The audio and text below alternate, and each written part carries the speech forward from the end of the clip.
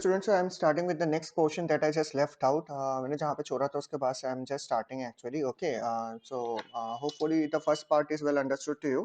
So मैं ये part cover कर रहा था. So you know it कि what does a website mean? Actually website का मतलब क्या होता है? तो website actually constitute of so many web pages. They are somehow linked between themselves in a manner कि वो information हमें circulate कर सके. So web pages तुमने visit किया होगा. जो पहला page होता है web page का उसे हम लोग home page भी बोलते हैं. You know it. And there are so many number of pages in it, and you can easily access all those pages with the help of the hyperlink. You know it better. In the similar way, बहुत सारे web pages में menus option भी होते हैं. So you can click onto menus to move from one page to another page, as well as back option, next option is also there. So with the help of that, you can easily move from one page to another. In the similar way web page तो हमने बना लिया, तो web page को बनाने के बाद we need to host the web page actually. Host the web page मतलब ये वेब पेज कहाँ पे होस्ट होगा? होस्ट मतलब ये कहाँ पे तुम्हारा लॉन्च होगा, कौन सा मशीन में वो एक्चुअली स्टोर होगा जाके। तो वो पर्टिकुलर जो मशीन होता है जहाँ पे जाके ये स्टोर होता है फिजिकली, तो उस पर्टिकुलर मशीन को हम लोग वेब होस्ट मशीन भी बोलते हैं। तो एक्चुअली वेब होस्ट मशीन जो होता है वो हमें एक्चुअली खरीदना पड़ता है। There is some kind of thing that is called as web space. तो वेब स्पेस हमें खरीदना पड़ता है बिकॉज़ इट एक्चुअली डिपेंड कि हमारा जो वेब पेज होगा, वो जो वेबसाइट होगा उसमें कितने सारे वेब पेजेस होंगे, एज़ वेल एज़ हमारा नेचर ऑफ द वेबसाइट कैसा होगा। जैसे कि जो वेबसाइट होता है it can be of various type. For example ऐसा वेब पेजेस भी होता है जिसे स्टैटिक बोलते हैं, जिसमें और दूसरा टाइप ऑफ वेब पेजेस होता है जो कि डायनामिक होता है। और बहुत सारे वेब पेजेस बनाए जाते हैं according to the purposes. For example तुम देखते हो कि यूट्यूब जिस तरीके से तुम्हारा एक सर्च इंजन है उसमें मिलियंस ऑफ वीडियोस तुम देखने को देख सकते हो। सो उनका जो स्पेस होता है वो तुम्हारा अनलिमिटेड स्पेस होता है। Actually in the similar way हम लोग तो वेब पेज बनाएंगे तो we need to think about the web space also, because web space के बेसिस पर हम डिसाइड करेंगे कि हमारा वेब पेज के अंदर का कंटेंट कैसा होगा, क्या उसके अंदर ज़्यादा वीडियोस होंगे कि नहीं होंगे, हम कितने सारे पिक्चर्स उसमें अपलोड कर सकते हैं, कितने सारे डॉक्यूमेंट पुट अप कर सकते हैं। तो वेब होस्ट एक्चुअली उस मशीन को बोलते हैं जहाँ पे हमारे वेबसाइट को लॉन्च किया जाता है फिजिकली।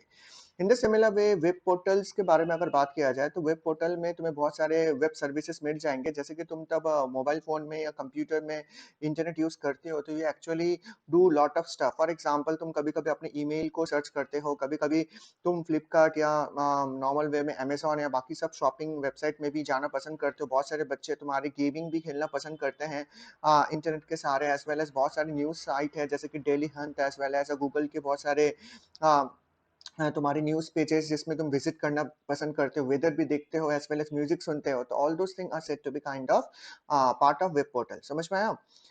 इन द सिमिलर वे अभी हम लोग जस्ट ओनली ये चीज़ जानेंगे कि वेब पेजेस का मोस्टली जो कंटेंट होता है वो क्या-क्या हो सकता है।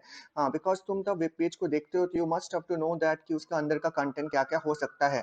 जैसे कि एक वेब पेज मोस्टली तुम्हें क्या-क्या देखने को मिलेगा, for example it may constitute of a text. Text मतलब कोई लिखा हुआ चीज़, दैट इज़ फॉर श्योर तुम्हें देखने को मिलेगा ही। In the similar way images भी तुम्हें देखने को मिलेंगे। इमेजेस मतलब कोई पिक्चर्स एंड ऑल। ग्राफिक्स मतलब it's a part of design and all the कोई भी मतलब कि logo and all it's a part of graphics में आ जाता है। तुम्हें साउंड भी डाउनलोड करने को मिल सकता है या तुम साउंड सुन भी सकते हो अपने वेब पेजेस में। इमेजेस कुछ पिक्चर्स भी डिस्प्लेस होते हैं, वीडियोस होते हैं। और हाइपरलिंक मतलब एक वेब पेज से दूसरे पेज में विजिट करने के लिए लिंक भी दिया हुआ रहता है। So that is actually the content of a web page, जो तुम सब बच्चों को तो ऑलरेडी पता ही है। इन द सिमिलर वे किस तरीके से एक वेब पेज काम करता है, तो सबसे पहले वेब पेज को काम करने के लिए जैसे कि हमारे स्कूल का वेबसाइट बना www.a4schoolbagdogra.com। तो बनाने के लिए जैसे कि बहुत सारे काम करने पड़े। जैसे कि फर्स्ट ऑफ ऑल बहुत सारी इंफॉर्मेशन हमें स्कूल के तरफ से कलेक्ट करके जो डेवलपर है उन्हें प्रोवाइड कराना पड़ा।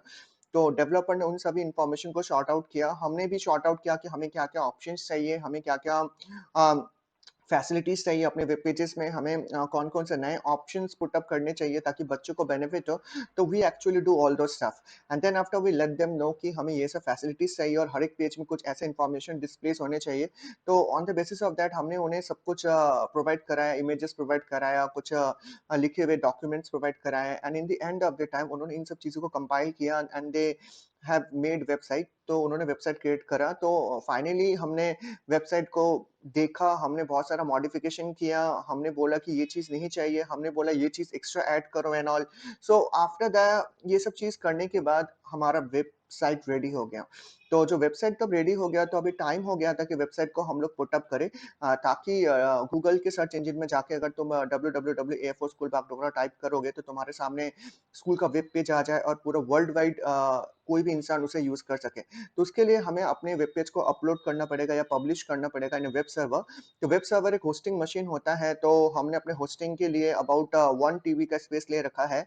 तो 1 टीबी के स्पेस में हम लोग videos as well as images, gallery and all that को मैनेज करेंगे, एज़ वेल एज़ डॉक्यूमेंट जो हम लोग पुट अप करना चाहते हैं। तो दैट इज़ ऑल अबाउट तुम्हारा पार्ट ऑफ वेब सर्वर हो गया, जहाँ पे हमारा वेबसाइट फिज़िकली स्टोर हो गया है। तो कभी भी हमें कोई भी चेंजेस की ज़रूरत पड़ती है, तो we have got the admin control panel, तो उसके हिसाब से हम लोग अपने वेबसाइट को मैनेज भी करते हैं। तो in this particular way the web page actually works. समझ में आया? तो that is originally the concept behind that. तो होपफुली तुम्हें ये पार्ट समझ में आया। इन the similar way web hosting कैसे करते हैं, that is not in your part of syllabus, but मैं तुम्हें थोड़ा-सा जस्ट ओनली पहले ही मैंने बता दिया था कि वेब होस्टिंग के लिए हमें वेब स्पेस खरीदना पड़ता है, and then after we have to pay the money, and हमारा जो वेबसाइट है वो उस पर्टिकुलर मशीन में फिजिकली अपलोड किया जाता है, एंड फाइनली जब वो लॉन्च हो जाएगा तो www.something.com से हम उस वेब पेज को एक्सेस भी कर सकते हैं। तो अभी जस्ट ओनली मैंने बताया कि तुम्हें वेबसाइट तो तुमने बना लिया, वेब पेजेस तुमने बना लिए, पर वेबसाइट या वेब पेजेस को मैं किस तरीके से एक्सेस करूंगा? तो there should be some kind of a software with the help of that I can access them all. तो सॉफ्टवेयर को हम लोग क्या बोलते हैं, दैट इज वेब ब्राउजर। तो web browser mostly the software the program जो वेब पेज या वेबसाइट को मतलब कि यूज करने में हमारी मदद करते हैं। तो सबसे पहला जो वेब ब्राउजर बनाया था, the name of the web browser is mosaic, MOSAIC mosaic. तो एग्जाम में आ सकता है कि कौन सा पहला वेब ब्राउजर था, इट इज मोज़ैक। और वेब ब्राउजर दो टाइप के हो सकते हैं, एक को बोलते हैं टेक्स्ट बेस्ड। तो टेक्स्ट बेस्ड पहला जो वेब ब्राउजर था उसका नाम था लिंक्स। ये सबसे पहला टेक्स्ट ब्राउजर था। तो टेक्स्ट ब्राउजर और ग्राफिक्स बेस्ड ब्राउजर के बीच में डिफरेंस ये होता है कि टेक्स्ट ब्राउजर में कोई इमेजेस नहीं होता, ना ही कोई तुम्हारा ऑडियो वीडियो एंड एनीथिंग, खाली लिखे हुए चीज तुम्हें देखने को मिल सकते हैं। तो कोई भी डाइवर्शन नहीं है जो तुम्हें चाहिए, just like a story book, जिसमें just like a novel and all that you can say. In the graphics based software में तुम्हें बहुत सारे एनिमेशन मिलेंगे, बहुत सारे वीडियोस पिक्चर देखने को मिलेगा, बहुत ज्यादा क्रिएटिव लगेगा, बहुत ज्यादा एनिमेटेड लगेगा। तो you will be you will love to use that graphics based web browser actually. Okay, तो आजकल हम लोग ग्राफिक्स बेस्ड वेब ब्राउजर ही यूज करते हैं for in term of our interest. In the similar way blog किसे बोला जाता है? ब्लॉग एक ऑनलाइन तुम्हारा जर्नल हो सकता है, जहाँ पे तुम पर्टिकुलरली कुछ सर्टेन टॉपिक्स को अपने हिसाब से पुट अप कर सकते हो। तो ब्लॉगर्स बोला जाता है जो पर्टिकुलरली इन सब चीज़ों को एक्सेस करते हैं। जैसे कि तुमने मान लो कि अपना एक ब्लॉग बनाया जिसमें तुम कुकिंग से बेस पर कुकिंग मतलब जो करते हो, जो तुम्हें कुक करना पसंद है, अपना क्रिएटिविटी है, उसके बेसिस पे तुम वहाँ पे बहुत सारी इन्फॉर्मेशन पुट अप करते हो। तो बहुत सारे जो यूजर्स है जो तुम्हारे कुकिंग के पर्टिकुलर रेसिपीज को देखना पसंद करते हैं, वो तुम्हारे ब्लॉग में जाएंगे और on the basis of that वो देखना पसंद करेंगे। इन the similar way different types of blogs हो सकते हैं। वो पढ़ाई का ब्लॉग भी हो सकता है, वो गेमिंग ब्लॉग भी हो सकता है, वो न्यूज़ का ब्लॉग भी हो सकता है, वो किसी भी टॉपिक में पर्टिकुलरली हो सकता है। ठीक है?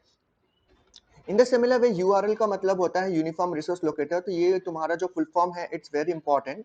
The full form is uniform resource locator. तो ये एक वेब एड्रेस होता है। तो जैसे कि मैंने अगर तुमको बोलूंगा कि www.airforschooolbagdogra.com, तो ये अगर मुझे खोलना है तो एज सुन एज मैं गूगल में ये टाइप करूंगा, तो www तो मुझे ये पता लगाने में मदद करेगा कि ये वेब पेज ओरिजिनली मौजूद है कि नहीं है, या मिलियंस ऑफ वेब पेजेस में से खोज के तो निकाल देगा, बट एक्चुअली इसका ओरिजिनल फिजिकल एड्रेस कहाँ पे लोकेटेड है, ये कौन से मशीन में लोकेटेड है, कहाँ से जाके ये अपलोड होगा, कहाँ से जाके ये लोड होगा, तो इसकी रिस्पॉन्सिबिलिटी एक्चुअली यूआरएल लेता है। तो URL knows the address of each and every web pages जहाँ से जाके वो अपलोड होगा। तो कभी कभी ऐसा भी होता है कि तुम किसी भी वेब पेज को खोलने की कोशिश करते हो और वहां पे लिखता है कि सर्वर इज नॉट वर्किंग, या सर्वर इज ओवरलोडेड और समथिंग लाइक। इसका मतलब है कि नॉर्मल वे में जो सर्वो मशीन है जहाँ पे वेब पेजेस लोकेटेड है, वहाँ पे उन्होंने वेब पेज को बंद करके रखा है, या वहाँ कुछ मेंटेनेंस का काम चल रहा है। तो you actually know it better. तो actually URL is very important to find out the web address of a web page. समझ में आया? इन द सिमिलर वे कुछ डोमेन के बारे में जानना है, जैसे कि हमारा स्कूल का वेब पेज का डोमेन है www.a4school.com। तो .com का मतलब क्या होता है? That is commercial. In the similar way edu मतलब एजुकेशनल वेबसाइट्स हो सकते हैं, गवर्नमेंट मतलब गवर्नमेंटल वेबसाइट, MIL अगर लास्ट में होगा तो मिलिट्री वेबसाइट, जैसे कि तुम्हारा www.nbu.nic.in, तो इसमें तुम्हारा इन का मतलब इंडिया होता है, और नॉवल नॉर्मल वे में ORG का मतलब ऑर्गेनाइजेशन, को का मतलब कंपनी एंड ऑल, तो ये सब मतलब कि you must have to know about that, that is all about domains. ठीक है, तो कंट्री डोमेन्स भी हम लोग यूज करते हैं, जैसे कि हम लोग इंडिया में रहते हैं तो www.amazon.in होता है,